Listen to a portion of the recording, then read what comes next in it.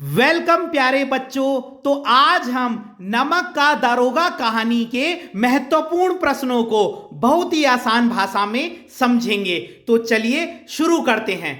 सबसे पहला पॉइंट जो आपको याद रखना है, इस पाठ के लेखक का क्या नाम है? तो नमक का दारोगा कहानी के लेखक का नाम मुंशी प्रेमचंद है। और मुंशी प्रेमचंद हिंदी साहित्य के एक बहुत ही प्रसिद्ध लेखक थे।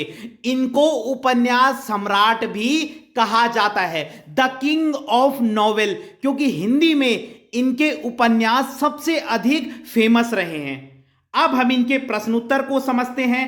सबसे पहला प्रश्न है, कहानी का कौन सा पात्र आपको सर्वाधिक प्रभावित करता है और क्यों?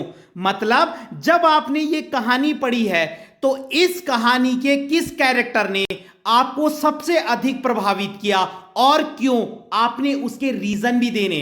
तो मैंने लिखा है वंशीधर कहानी का प्रमुख पात्र है, पूर्ण विराम, वह हमें सबसे अधिक प्रभावित करता है क्योंकि, और फिर आप पॉइंट में लिख देना, वह अपना काम पूरी ईमानदारी से करते थे, वह किसी से डरते नहीं थे, वह आदर्श पुत्र थे, वह रिश्वत नहीं लेते थे, वह बुद्धिमान थे, वह विनम्र थे, विनम्र का मतलब पोलाइट, और वह सबका सम्मान करते थे। तो इस कहानी के किस कैरेक्टर ने हमको सबसे अधिक प्रभावित किया? वंशीधर। आप कोई और कैरेक्टर भी लिख सकते हैं जब आप कहानी पढ़ेंगे, लेकिन ये इस कहानी के नायक हैं, इसलिए मैंने इनका नाम लिखा है कि इस कहानी के प्रमुख पात्र वंशीधर है और उन्होंने ही हमें सबसे अधिक प्रभावित किया क्योंकि, और फिर आप ये पॉइंट लिख देना।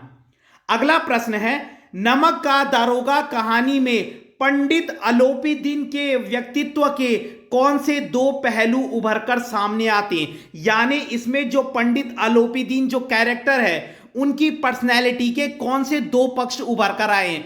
अब अलोपीदीन जो थे वो पहले इस चैप्टर में नेगेटिव कैरेक्टर निभाते हैं, क्योंकि वो क्या करते थे, नमक की चोरी करते थे, है ना, लोगों को रिश्वत देकर खरीदते थे, लेकिन एंड में वो वंशीधर की ईमानदारी से बहुत अधिक प्रभावित हो जाते हैं और उनसे माफी मांगने भी पहुंच जाते हैं। तो उनकी पर्सनैलिटी के दो पक्ष आए, एक नकारात्मक और एक सकारात्मक। तो पहले हम नकारात्मक बताएंगे, तो आप नकारात्मक हेडिंग डाल के लिख देना, नमक की चोरी करते थे, झूठ बोलते थे, गलत रास्ते पर चलकर धन कमाते थे और रिश्वत देकर सभी को खरीद लेते थे। ये उनके नेगेटिव पॉइंट है, नकारात्मक। और सकारात्मक में लिखना, जब अलोपीदीन को अपनी गलती का एहसास होता है तो वह वंशीधर के पास जाते हैं और माफी मांगते हैं। That's all. ये प्रश्न भी बहुत आसान है। अगला प्रश्न है, निम्नलिखित पात्रों के संदर्भ में पाठ से उस अंश को उद्धृत करते हुए बताइए कि यह समाज की किस सच्चाई को उजागर करते हैं। मतलब इन्होंने तीन कैरेक्टर दिए, मतलब एक हो गया वृद्ध मुंशी, एक वकील और एक शहर की भीड़। तो आपने इस चैप्टर के हिसाब से बताना है कि ये तीन चीजें किस सच्चाई को बताती है समाज की। तो देखिए, पहले हम लिखेंगे वृद्ध मुंशी के बारे में। यह वंशीधर के पिता हैं, यह वंशीधर को घूस लेने की सलाह देते हैं और कहते हैं कि जो वंशीधर के पिता है वृद्ध मुंशी, ये हमेशा वंशीधर को कहते थे कि बेटा तू अपनी जॉब में हमेशा घूस लेना। तो ये एक ऐसे कैरेक्टर हैं जो कैसे हैं, जो घूस लेने को बढ़ावा देते हैं, यानी ये एक अच्छे व्यक्ति नहीं है। तो वृद्ध मुंशी में लिख देना आप, यह वंशीधर के पिता हैं, पूर्ण विराम, यह वंशीधर को घूस लेने की सलाह देते हैं और कहते हैं कि, क्या कहते थे? ये कहते थे कि नौकरी में ओहदे की ओर ध्यान मत देना, यानी तुम्हारी पोस्ट क्या है उस पर ध्यान मत देना, निगाह चढ़ावे और चादर पर रखना। मतलब तुम्हें क्या पोस्ट मिलती है वो इंपॉर्टेंट नहीं है, बस ओवर इनकम होनी चाहिए। ये उसके पिता कहते थे। उसके पिता बहुत कुछ कहते थे, लेकिन मैंने आपको मेन चीज लिखी है, आप केवल इतना लिख देना कि उसके पिताजी कहते थे कि नौकरी में ना पोस्ट की तरफ ध्यान मत देना, अपनी निगाह केवल चादर और चढ़ावे पर रखना कि कितनी ओवर इनकम तुम्हें मिल रही है। अगला है वकील। वकील क्या दिखाते हैं, देखिए, आजकल के वकील पैसों के लिए सच को झूठ और झूठ को सच साबित कर देते हैं, जो इस चैप्टर में हुआ था। जब अलोपीदीन रिहा होता है तो वकील खुश होकर उछल पड़ते हैं, क्योंकि अलोपीदीन ने वकीलों को भी पैसा ही खिला दिया था। तो ये वकील भी क्या करते हैं, पैसे लेकर सच को झूठ और झूठ को सच साबित कर देते हैं। अगला है शहर की भीड़। शहर की भीड़ क्या दिखाती है? तो शहर के लोग किसी का दुख देखकर मजा लेते हैं, उन्हें किसी से कोई मतलब नहीं रहता। आजकल भी आप देखते होंगे कई जगह पर एक्सीडेंट होते हैं तो लोग मदद करने की बजाय कई लोग पहले वीडियो बनाने लगते हैं, बहुत सारी ऐसी चीजें। तो शहर के लोग किसी का दुख देखकर मजा लेते हैं, उन्हें किसी से कोई मतलब नहीं रहता। और नीचे लिख देना, जब अलोपीदीन हथकड़ी पहने आ रहे थे तो सारे शहर में हलचल मच गई थी। तो शहर की भीड़ का कोई भरोसा नहीं होता कि वो कब किसकी तरफ हो जाए। अगला प्रश्न है, निम्न पंक्तियों को ध्यान से पढ़िए। आपको यह पैराग्राफ दिया होगा कि नौकरी में ओहदे की और ध्यान मत देना, यह तो पीर की मजार है, निगाह चढ़ावे और चादर पर रखना। यह बात किसने बोली थी? आपको पता, यह वंशीधर के पिताजी ने। तो यह किसकी उक्ति है, मतलब यह बात किसने कही है? तो आप लिखोगे यह वंशीधर के पिता वृद्ध मुंशी की उक्ति है। वंशीधर के पिता के लिए क्या नाम आया है? वृद्ध मुंशी।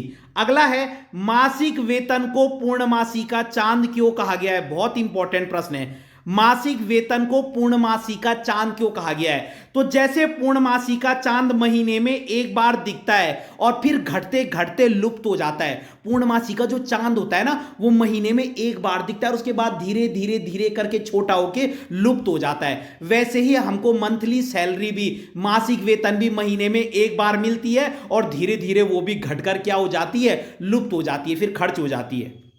अगला प्रश्न है, क्या आप एक पिता के इस वक्तव्य से सहमत हैं? मतलब जो ये स्टेटमेंट है, क्या आप इससे सहमत हैं? नहीं, रिश्वत लेना अच्छी बात नहीं है। अगला प्रश्न है, नमक का दरोगा कहानी के कोई दो अन्य शीर्षक बताते हुए उसके आधार को भी स्पष्ट कीजिए। यानी आपने इस चैप्टर का नाम क्या है? नमक का दरोगा पढ़ा है। आप इस चैप्टर को दो अलग टाइटल क्या दे सकते हो? कोई दो अलग शीर्षक क्या रख सकते हो? इस चैप्टर के दो नाम और क्या हो सकते हैं? तो पहला है सत्य की जीत। इसमें लिखना, वंशीधर हमेशा सच के रास्ते पर चलता है और अंत में उसकी ही जीत होती है, बस। और ईमानदारी, ईमानदारी में लिखना, वंशीधर हमेशा ईमानदारी के रास्ते पर चलता है और 40,000 रुपए की रिश्वत भी ठुकरा देता है। तो ये दो टाइटल भी हम रख सकते हैं। अगला प्रश्न है, कहानी के अंत में वंशीधर को मैनेजर नियुक्त करने के पीछे क्या कारण हो सकते हैं? तर्क सहित उत्तर दीजिए। अब अलोपीदीन लास्ट में क्या करता है? जब वो वंशीधर की ईमानदारी से प्रभावित होता है ना, तो वो उसके घर जाकर माफी मांगता है और उसको अपनी जायदाद का मैनेजर भी बना देता है। तो वो पूछ रहे कि इसके पीछे ना क्या वजह हो सकती है? तो हम लिखेंगे, अलोपीदीन को अपनी गलती का एहसास होता है। दूसरा, अलोपीदीन वंशीधर की ईमानदारी से प्रभावित होता है। तीसरा, अलोपीदीन वंशीधर के जैसा बनना चाहता है। और फोर्थ, अलोपीदीन को अपने साथियों पर विश्वास नहीं है, इसलिए वह ईमानदार आदमी अपने साथ रखना चाहता है। तो कोई भी कारण हो सकता है, तो हमने ये चारों कारण लिख देने। तो बहुत ही आसान है। अगर आपको वीडियो पसंद आई हो तो लाइक कीजिएगा, कमेंट कीजिएगा और अपने चैनल को सब्सक्राइब जरूर कीजिएगा। धन्यवाद।